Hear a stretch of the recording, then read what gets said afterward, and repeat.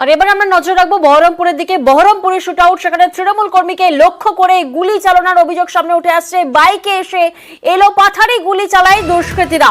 জখম এদ মোহাম্মদ ভর্তি হয়েছেন হাসপাতালে। জমি বিবাদেই গুলি বলে দাবি আক্রান্তের। এই ঘটনার তদন্ত শুরু করেছে পুলিশ। আমি বাজার ঢোকার আগে ওরা সব ব্যাংকে থেকে একটু পেছনের দিকে বসেছিল। আমাকে দেখি ওরা 8-10 গুলি চলে আসে। আমি ওদেরকে দেখি, আমি গাড়িটাকে স্ট্যান্ড করে দৌড়তে শুরু করি। আমাদের পেছন থেকে ওরা গুলি করতে করতে ওরা চলে আসে। আমি দৌড়তে একটু পালে আসি, সামনে থেকে একজন গুলি করে তখন আমার এসে জানা লেগে। কজন এসেছিল বাইকে করে? ওরা 3টি বাইকে প্রায় 9-10 জন। গুলি করলো কেন? গুলি আমাদের বলছে জমি জমার ব্যাপারে একটু গন্ডগোল ছিল, পুরনো সূত্রতা ছিল, সেই জন্য। ওরা কি পার্টি করে? ওরা পার্টি ধরলেন, এর আগে নির্দল আর কংগ্রেস করেছিল। সামনের ইলেকশনে ওরা তৃণমূলে চলতে, আমরা প্রকৃত তৃণমূল দল করি। আপনি তৃণমূল করেন? হ্যাঁ। একই ধাঁচের দুটি ব্রিজ ঝালদা, সেখানে দুটি ব্রিজের অবস্থায় বেহাল। যাতায়াত করতে হয় প্রাণের ঝুঁকি নিয়ে। এই সব ব্রিজ সংস্কারের দাবিতে সরব স্থানীয়রা।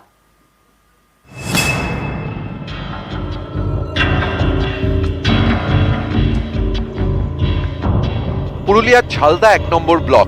এখানকার হেসাহাতু গ্রাম পঞ্চায়েতের বকদ এলাকায় রয়েছে একটি পুরনো ব্রিজ। দীর্ঘদিন সংস্কারের অভাবে বেহাল। ব্রিজে কোনো রেলিং নেই, জায়গায় জায়গায় ফাটল ধরেছে। পিলার থেকে খসে গিয়েছে প্লাস্টার, বেরিয়ে এসেছে কাঠামো। স্থানীয়দের আশঙ্কা যে কোনো সময় এই ব্রিজ ভেঙে পড়তে পারে। এখানে বিকল্প রাস্তা নেই, তাই ঝুঁকি নিয়ে যাতায়াত করতে হয়। বর্ষাটা এসে যাবে না, কোনো আমাদের এই পুলটা ভেঙে যাবে। কেন ভাঙবে? এই নদীর জলেরই হিসাবে। কেন, কি অবস্থা আছে পুলটার অবস্থা আপনি দেখুন, যা অবস্থা আছেন না, আপনাদের দেখে নেবেন। যা অবস্থায় নিচুটা একদম খোলা আছে, তার মধ্যে আরও নদী জল আসবে, তখন আরও তো খোলা হয়ে যাবে, তো ভেসে যাবে। তো ভেসে গেলে তো আমাদের ঝালদা আছে, পুরুলিয়াতে আমাদের গোটাই বন্ধ হয়ে যাবে। ঝালদাতেই কলমা গ্রাম পঞ্চায়েতের গড়িয়া। এখানেও রয়েছে একই ধাঁচের আরেকটি ব্রিজ। এর অবস্থাও জরাজীর্ণ। এখানেও ব্রিজ পারাপারে পদে পদে বিপদ। ঝালদা আমাদের একমাত্র পথ। দ্বিতীয় পঞ্চায়েত সমিতির সময় হয়েছে এই কুলটা, তারপরে কুলটার আর কোনো সংস্কার হয়নি। অচল অবস্থায় পড়ে আছে। যদি লোড গাড়ি যায় তো পড়ে যাবে। ক্ষতিগ্রস্ত হলে স্যার আমাদের বিরাট অসুবিধা। ঝালদাতে যাওয়ার অসুবিধা কী করে? আমার কোনো পথ না এই রাস্তাটা ছাড়া। এই রাস্তাটা ছাড়া আমাদের যাওয়ার কোনো রাস্তা নেই। বৃষ্টির সময় জল সত্যি একটু বেশি ফ্লো হয়, এবং তার জন্য যে ছোট ছোট কালভার্ট বা ছোট ছোট ব্রিজ বা নদীর উপর যেগুলো মানুষ চাইছে, এগুলো সংস্কার হয়নি অনেকদিন। আমরা সেগুলো লোকাল আমাদের যে বডি আছে, পঞ্চায়েত হোক, পঞ্চায়েত সমিতি হোক, সেখান থেকে অরিজিনাল তথ্য নিয়ে আমরা চেষ্টা করব এটা যদি রিপেয়ারিংও করা যাইতো, এবং আগামী দিনে মানুষ যাতে এটার সুফল পায় সেটার আমরা চেষ্টা করব। নিউজ 18 বাংলা।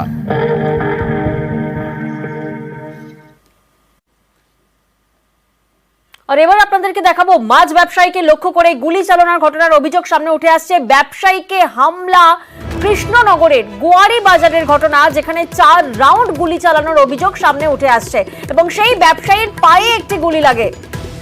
প্রতিনিধি সমীর এই মুহূর্তে আমাদের সঙ্গে রয়েছেন। সমীর, কি কারণে এই হামলা বা কারা এই হামলার সাথে জড়িত, কি জানা যাচ্ছে?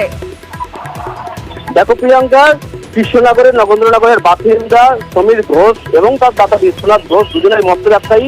তারা আজ সকালে কৃষ্ণনগরের গোয়ারি বাজারে পাইকারি মার্কেটে সেখানে মাছ কিনতে এসেছিলেন। অভিযোগ, তারা যখন মাছ কিনতে আসেন তখন মালোপাড়ার মোড়ে কয়েকজন দুষ্কৃতীদের আটকায় এবং তাদের কাছ থেকে টাকা দাবি করে। তারা টাকা দিতে অস্বীকার করে এবং ঘটনাস্থলে চলে যায়। এরপরে তারা যখন মাছের আড়তে যায়, সেই দুষ্কৃতীরা সেখানেও আসে এবং সেই সময় মাছের আড়তে যখন তারা মাছ কিনছিলেন, সেই সময় এই সমীর ঘোষকে তারা মারধর করে, মাথায় বন্দুক দিয়ে মাথা ফাঁকিয়ে দেয় এবং তাকে লক্ষ্য করে পরপর 3 রাউন্ড গুলি চালায়।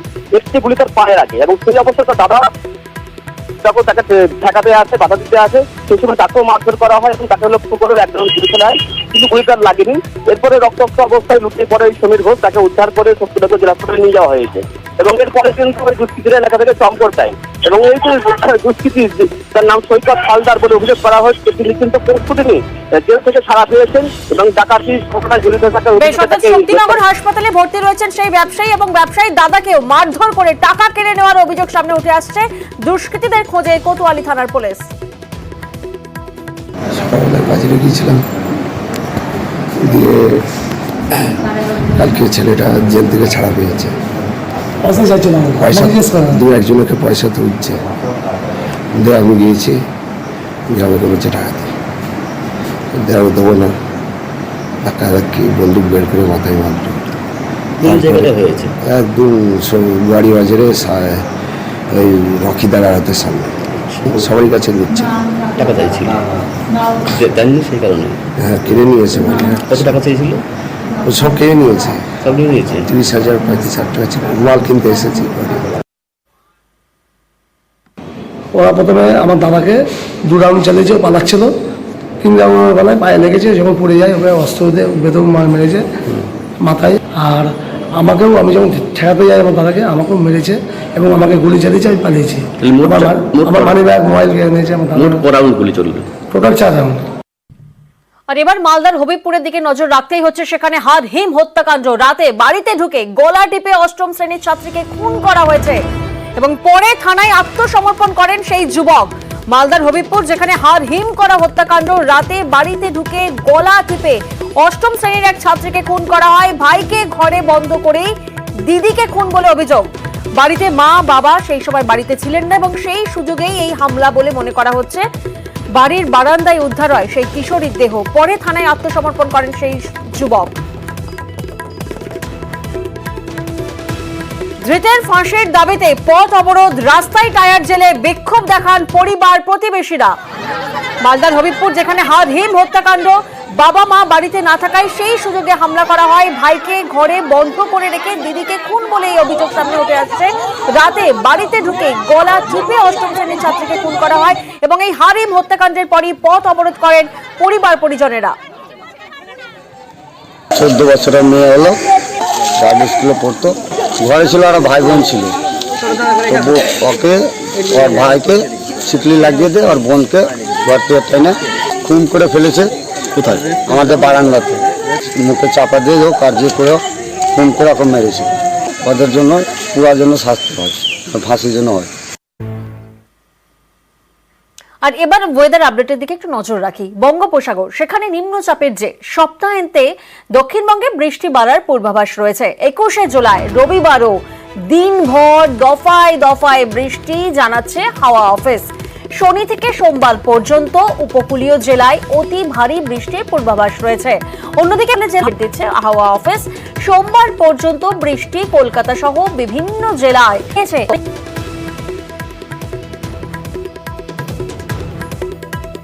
অন্যদিকে দীঘার ছবিটা আপনাদেরকে দেখায়, সেখানে সকাল থেকেই সৈকত শহর দীঘাতে ঝিরঝিরে বৃষ্টি, ব্যাপক জলোচ্ছ্বাস, গার্ডওয়াল টপকে জোয়ারের জল ঢুকছে সমুদ্র তটে।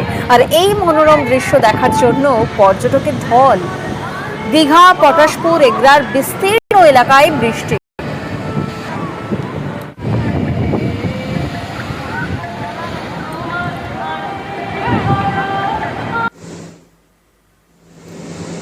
আর উত্তর সিকিম, সেখানে লাগাতার বৃষ্টি, যার জেরে ফুঁসছে তেস্তা। নতুন করে জল বাড়ায় বিপদ বাড়ার আশঙ্কা। জল থই থই তেস্তা বাজারের রাস্তা। কালিম্পং, দার্জিলিং ঘুরপথে যান চলাচল, তবে প্রশাসনিক অনুমতি ছাড়াই কোথাও কোথাও যাতায়াত হচ্ছে। ডুবেছে তেস্তা বাজারের কৃষ্ণা গ্রামও। সতর্ক প্রশাসন, দুর্ভোগ কমবে কবে? প্রশ্ন তিস্তা পাড়ের বাসিন্দাদের।